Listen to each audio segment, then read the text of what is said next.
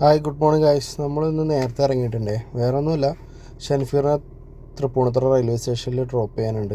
അങ്ങനെ അവനവിടെ ഡ്രോപ്പ് ചെയ്തിട്ട് ഞാൻ നേരെ പോകുന്നത് CNG അടിക്കാനാണ് കേട്ടോ. അവിടെ നിന്ന് CNG ഫില്ല് ചെയ്ത് ഒരു ചായയും കുടിച്ച് കഴിഞ്ഞപ്പോൾ നമുക്കൊരു ട്രിപ്പ് കിട്ടിയിട്ടുണ്ടായി കേട്ടോ. ചോറ്റാനിക്കര അമ്പലത്തിൻ്റെ അടുത്ത് നിന്നാണ് കേട്ടോ നമുക്ക് പിക്കപ്പ് ഉള്ളത്. തൊട്ടടുത്ത് തന്നെ ഡ്രോപ്പ് ഉള്ളത്. ചെറിയ ട്രിപ്പാണ്, എന്തായാലും അത് കംപ്ലീറ്റ് ചെയ്തിട്ട് വരാം. ഞാൻ വണ്ടി മൂവ് ചെയ്തപ്പോൾ തന്നെ അവർ ആ ട്രിപ്പ് ക്യാൻസൽ ചെയ്തിട്ടോ.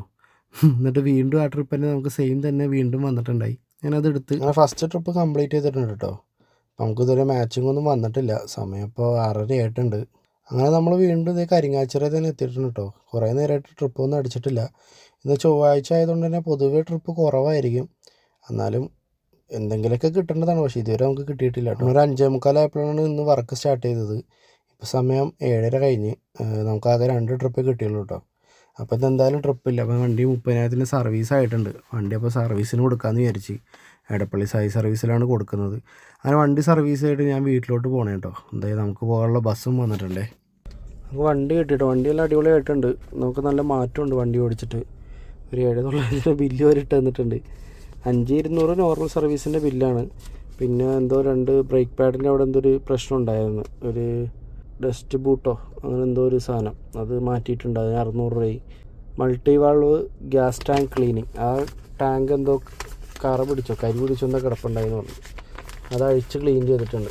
അതഴിച്ച് ക്ലീൻ ചെയ്ത് അതിനൊരു 1,500 രൂപയായി. പിന്നെ എയർ ഫിൽറ്റർ മാറി, AC-യുടെ അത് പോയി. അതിനെ കാണിച്ചു തന്നില്ല, അത് മാറാറായിട്ടുണ്ട്.